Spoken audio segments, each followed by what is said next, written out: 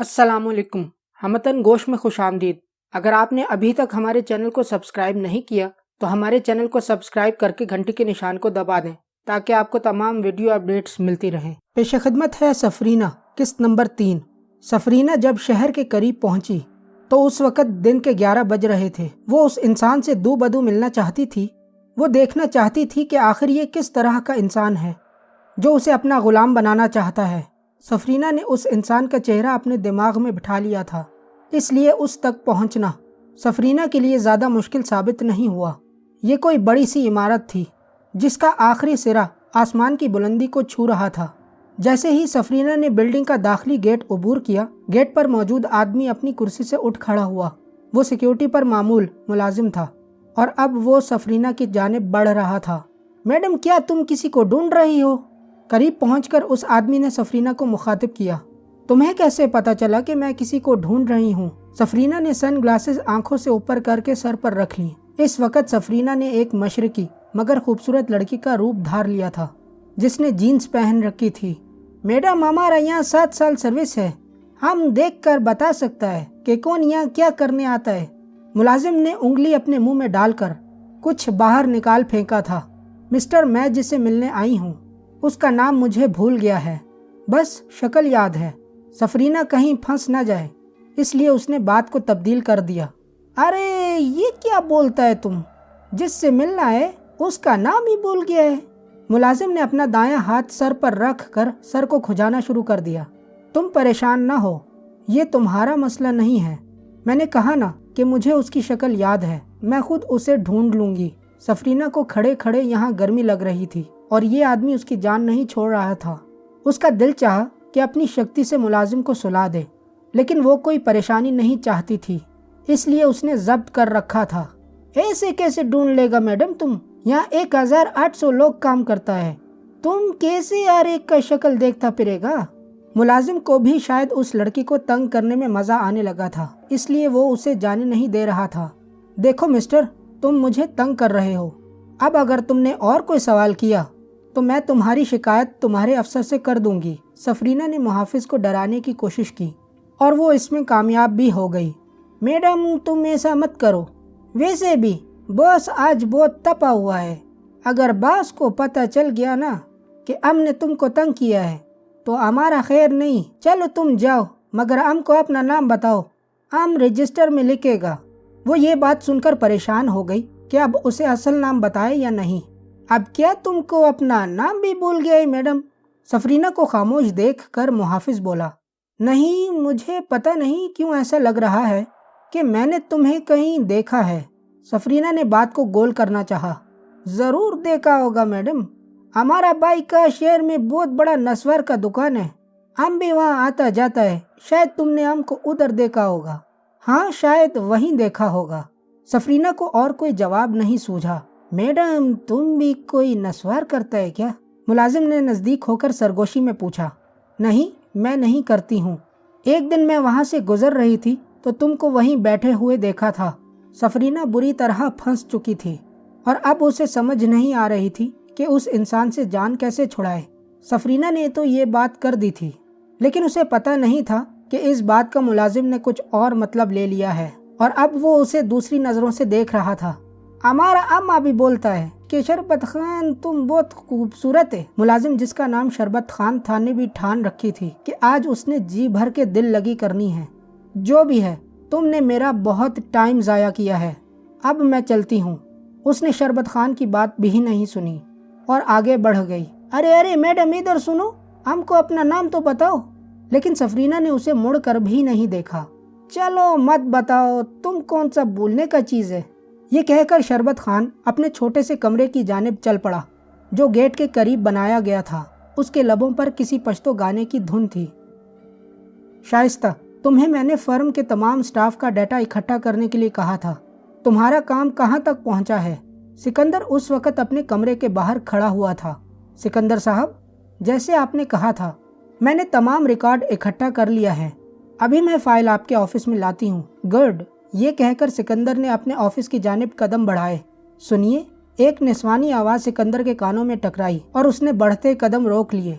پیچھے مڑ کر دیکھا تو ایک خوبصورت سی لڑکی اس سے مخاطب تھی۔ جی آپ نے مجھ سے کچھ کہا؟ سکندر نے اس لڑکی سے کہا۔ جی بالکل، کیا آپ مجھے کچھ منٹ دینا پسند کریں گے؟ لڑکی جو سفرینہ تھی، بالکل، آئیں میرے آفس میں، وہیں بیٹھ کر بات کرتے ہیں، سکندر نے سفرینہ کو رستہ دیتے ہوئے کہا۔ آفس میں پہنچ کر سکندر اپنی کرسی پر بیٹھ گیا اور سفرینہ ٹیبل کے ساتھ لگے صوفے پر بیٹھ گئی۔ جی تو مس، سکندر یہاں پہنچ کر رک گیا۔ میرا نام الفت ہے، سفرینہ نے اپنا فرضی نام بتایا۔ اچھا تو مس الفت، کیا بات کرنی تھی آپ نے مجھ سے؟ ویسے ہمارے اسٹاف میں ایک لڑکی ہے، اس کا نام بھی الفت ہی ہے، سکندر نے الفت جو کہ سفرینہ تھی کی معلومات میں اضافہ کرتے ہوئے کہا۔ اوہ اچھا، ویسے اسے حسین اتفاق کہا جا سکتا ہے، سفرینہ نے ایکٹنگ کرتے ہوئے کہا۔ اب وہ کیسے سکندر کو بتاتی کہ یہ نام اس نے آفس میں سن کر ہی رکھ لیا تھا۔ وہ بات کچھ یوں ہے کہ میرے چچا کچھ دن سے لاپتہ ہیں اور مجھے پتہ چلا ہے کہ وہ آپ کے ساتھ دیکھے گئے ہیں، سفرینہ نے بات کو بڑھاتے ہوئے کہا۔ کیا نام ہے آپ کے چچا کا؟ شہباز خان نام ہے ان کا۔ یہ نام بھی سفرینہ نے آفس میں سنا تھا۔ میں اس نام کے کسی انسان کو نہیں جانتا ہوں۔ آپ کے چچا میرے ساتھ کب اور کہاں دیکھے گئے ہیں یہ تو میں نہیں جانتی، لیکن مجھے محلے والوں سے پتہ چلا تھا کہ چچا آپ کے ساتھ دیکھے گئے تھے، اس لیے آپ سے پوچھنے آ گئی۔ اچھا، آپ کو میرے بارے میں کہاں سے پتہ چلا؟ سکندر نے آخر وہ سوال پوچھ ہی لیا جس کا سفرینہ کو ڈر تھا۔ سفرینہ سوچ رہی تھی کہ سکندر کو کیا بتائے کہ جس سے وہ مطمئن بھی ہو جائے اور اسے شک بھی نہ ہو۔ مجھے محلے کا بچہ یہاں چھوڑ گیا تھا، شاید وہ آپ کو جانتا ہے۔ آخر سفرینہ کو جواب مل گیا۔ اور یہاں آفس میں آپ نے مجھے کیسے ڈھونڈا؟ سکندر نے دوسرا سوال داغ دیا۔ مسٹر، یہ کیا بات ہوئی؟ میں یہاں اپنے چچا کا پتہ کرنے آئی ہوں اور آپ مجھ سے ہی سوال جواب کرنے لگے۔ لگتا ہے میرا یہاں مزید بیٹھنا فضول ہے۔ یہ کہہ کر سفرینہ نے اپنی جگہ چھوڑ دی۔ اسے لگا کہ یہاں مزید بیٹھنا اسے پھنسا دے گا، اس لیے جانے میں ہی بہتری ہے۔ سوری مس، سچ میں نے فضول سوال کرنا شروع کر دیے آپ سے۔ آپ بیٹھیں، میں آپ کے لیے کولڈ ڈرنک منگواتا ہوں۔ سکندر نے سفرینہ کو ٹھنڈا کرنے کی کوشش کی۔ جی نہیں، میں اب یہاں اور نہیں بیٹھ سکتی، آپ کی مدد کا شکریہ۔ یہ کہہ کر سفرینہ آفس کے دروازے کی جانب چل پڑی اور باہر نکل گئی۔ سکندر، اگر ایسا ہی چلتا رہا تو تم اپنی عزت اور ساکھ خراب کر دو گے، سکندر نے دبے الفاظ میں کہا کہ الفت نامی لڑکی اسے مسٹر کہہ کر بلا رہی تھی۔ اس کا تو یہ مطلب ہے کہ وہ سکندر کا نام نہیں جانتی تھی، اور اگر نام نہیں جانتی تھی تو وہ یہاں تک کیسے آن پہنچی؟ شاید اس محلے کے بچے نے یہاں بھی الفت کی مدد کی ہوگی، لیکن اس بچے کو میرا پتہ کہاں سے چلا؟ بہت سے سوال تھے جن کے جواب سکندر کے دماغ میں نہیں بن رہے تھے، اور اب مزید سوچنے پر اس کے دماغ میں کالا اندھیرا چھا رہا تھا، جس کا مطلب تھا کہ اس کا دماغ اب کورا کاغذ بن رہا ہے، اور مزید سوچنے کا مطلب خود کو اذیت دینا ہے۔ سکندر نے اپنا سر جھٹک کر اس سوچ کو باہر نکالنے کی کوشش کی۔ اس آدمی کو تھکا تھکا کر بہت مزہ آنے والا ہے سفرینہ نے یہ بات خود سے کہی تھی۔ اس وقت وہ آفس سے باہر نکل آئی تھی اور اب مین گیٹ کی جانب بڑھ رہی تھی۔ او میڈم رکو، ہم کو تمہارا نام لکھنا ہے۔ شربت خان نے جیسے ہی سفرینہ کو دیکھا تو اس نے اپنا کیبن چھوڑ دیا اور اب سفرینہ کی جانب بڑھ رہا تھا، لیکن سفرینہ اب اسے لفٹ دینے کے موڈ میں نہیں تھی، اس لیے اب اس کے قدم نہیں رکے اور وہ شربت خان کو انسنا کرتے ہوئے مین گیٹ سے باہر نکل گئی۔ یہ تو چلا گیا، اب ہم رجسٹر میں کیا لکھے گا؟ چلو لکھتا ہے، خوبصورت چہرے والا لڑکی، مڑ کر میرا دیوانہ، آئے گا میرا جانا، بخیر راغلے، یا قربان یا قربان۔ شربت خان ایک پشتو گانا گنگناتے ہوئے واپس اپنے کیبن کی جانب بڑھ گیا۔ سفرینہ ایک سنسان گلی میں داخل ہو گئی اور اس نے اپنا جسم چھوڑ دیا۔ اب وہ روشنی کی شکل اختیار کر چکی تھی جس کی منزل شیطان اعظم تھی۔ ایموڈیس، جس کا کام انسانوں میں بے حیائی پھیلانا اور میاں بیوی میں جدائی پیدا کرنا ہے، اس وقت شیطان اعظم کو اپنی آج کی رپورٹ پیش کر رہا تھا، اور شیطان اعظم ایموڈیس پر مکمل برہم تھا۔ ایموڈیس، کیا وجہ ہے کہ تم اب پہلے جیسے نہیں رہے اور نہ تمہارا کام پہلے جیسا رہا ہے؟ یہ دن کے 2-4 طلاقیں اور زنا کے کیسز، یہ تمہارا کام تو نہیں تھا۔ مجھے کام چاہیے، کام، جو کام اللہ کو پسند نہیں۔ मैं चाहता हूँ कि तुम वो काम करो, मियाँ बीवी में फूट डलवाओ, उनमें तलाक़ें करवाओ, नौजवानों में बेहयाई फैलाओ, उनके लिए रास्ता आसान करो, ज़िना उनके लिए आसान कर दो। मैंने तुम्हें कितना आसान करके दिया है। आजकल लोगों के पास मोबाइल है, इंटरनेट है, लेकिन फिर क्या वजह है कि तुम अपने मिशन में नाकाम हो? शैतान आज़म, मैं अपनी पूरी कोशिश कर रहा हूँ कि लोगों को गुमराह करूँ, उनसे वो सब कुछ कराऊँ जिनसे अल्लाह ताला उनसे नफ़रत करने लगे। लेकिन अफसोस के साथ शैतान आज़म, आज का मुसलमान हमारे आड़े आ रहा है। वो सारा दिन गुनाह भी करता है, लेकिन उनके पास वो ताकत है जो हमारे पास नहीं है। एमोडियस अपनी सफाई में बोले जा रहा था, क्या मतलब है तुम्हारा? कौन सी ताकत है इनके पास? क्या हमसे भी ताकतवर कोई है? शैतान आज़म, उनके पास माफ़ी की ताकत है, डर की ताकत है। मैंने इंसानों में भी अपने चेले बना लिए हैं, लेकिन अभी भी ऐसे लोग मौजूद हैं जिनके दिल में अल्लाह का डर रहता है और वो गुनाह करने से बाज आ जाते हैं। और अगर मैं उनसे ज़िना करवा भी लूँ, वो तौबा कर लेते हैं। तुम्हारा काम ये नहीं कि तुम लोगों की माफ़ियाँ देखते फिरो। एमोडियस, तुम उनमें ज़िना आम कराओ, शौहर और बीवी के दिल में शक डलवाओ, तलाक़ें करवाओ। मैंने एग्ज़र को इसी काम पर लगाया हुआ है कि वो मुसलमानों को खुशफहमी में मुब्तला रखे और वो आखिरी सांस तक तौबा करने से बाज रहे। तुम्हें मैंने जो काम दिया है ना, बस तुम उस पर ध्यान दो। जी ठीक है शैतान आज़म, अब मैं ज़्यादा तवज्जो से काम करता हूँ।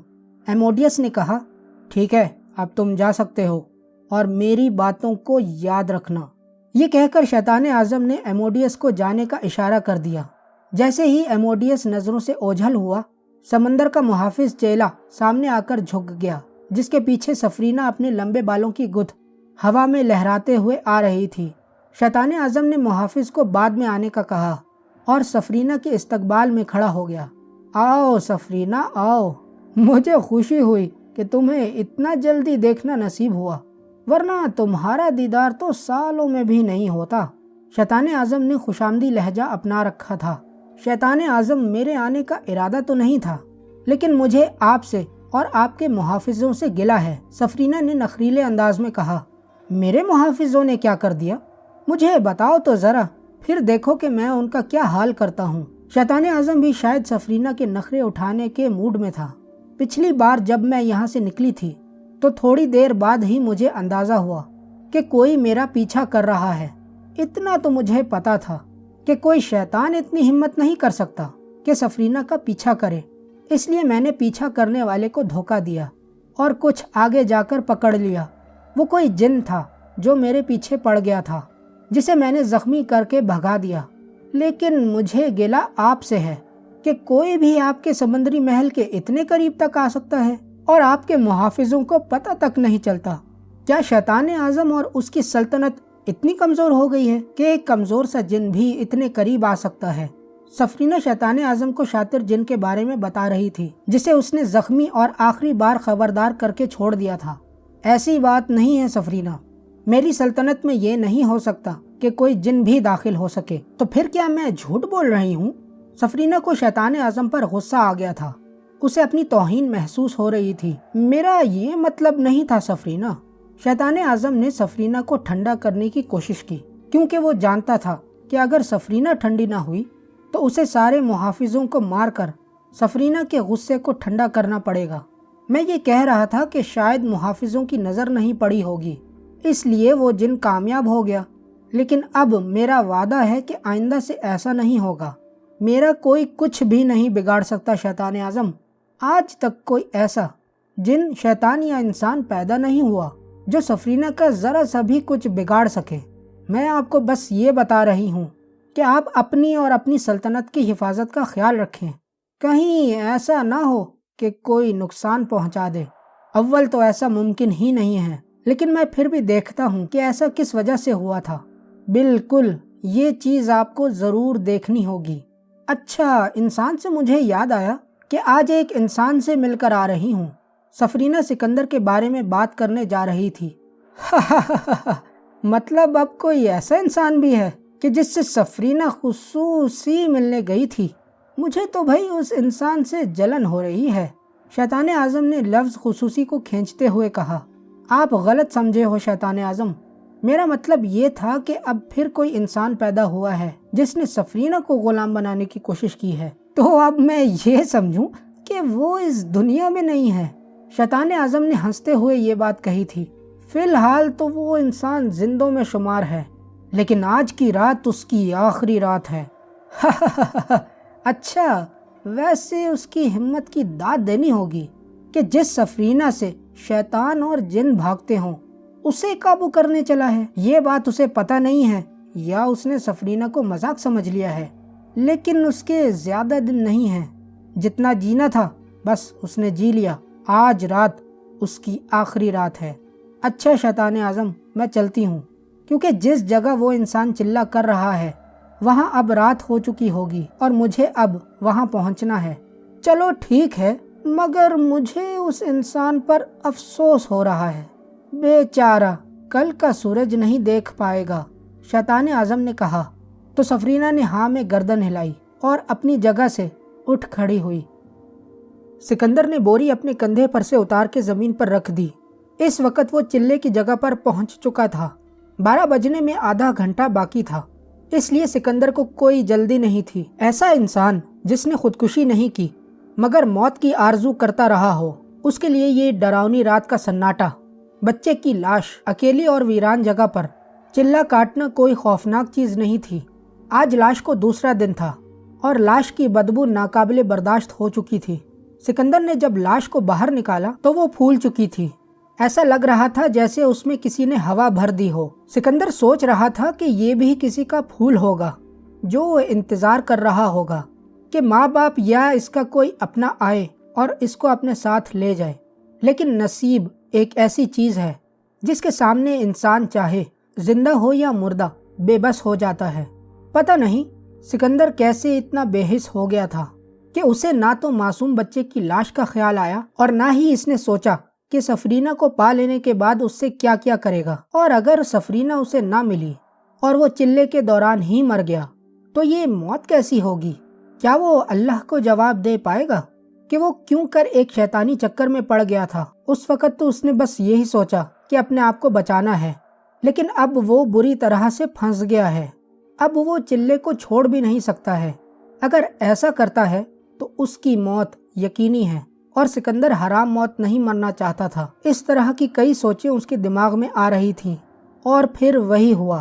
اس کے دماغ پر کالی چادر چھا گئی اور اس نے صحیح اور غلط کا فیصلہ کرنا چھوڑ دیا۔ بس جو بھی ہوگا دیکھا جائے گا، فی الحال اسے چلہ مکمل کرنا ہے۔ یہ سوچنے کے بعد سکندر نے گھڑی پر نظر ڈالی تو 12 ہونے میں چند منٹ باقی تھے۔ اس نے جلدی جلدی جیب سے چاقو نکالا اور اس پر کچھ پڑھ کر پھونک ماری اور اپنے گرد ایک بڑا سا دائرہ کھینچ لیا۔ دائرے میں بیٹھ کر اس نے جیب سے ماچس نکالی اور 4 تیلیوں کا کراس بنا لیا۔